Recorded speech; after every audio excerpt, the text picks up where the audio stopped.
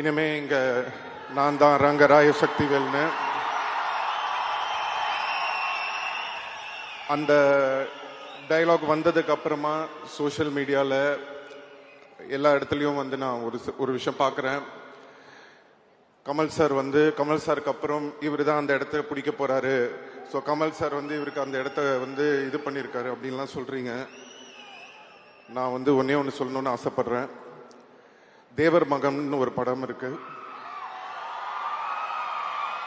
அந்த தேவர் மகன் படத்துல வந்து சிவாஜி சாரும் கமல் சாரும் நடிச்சிருப்பாங்க.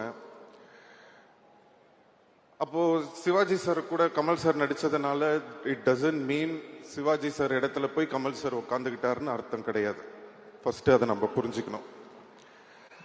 அதோட அர்த்தம் என்னன்னா, சிவாஜி கணேசன் சார் அவர் ஒரு மிகப்பெரிய லெஜண்ட். அவர் இடத்த யாராலையும் பிடிக்க முடியாது. அவருக்குன்னு ஒரு இடத்த அவர் வந்து கிரியேட் பண்ணி வச்சிட்டாரு.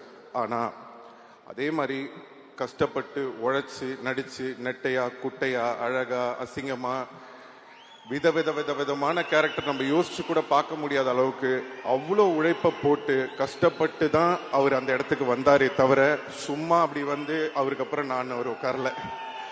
அதுதான் நம்ம உலக நாயகன் கமல் சார். ஸோ யாரோட இடமும் யாருக்கும் அப்படி ஈஸியா கிடைச்சிடாது. அதுக்காக உழைக்கணும்.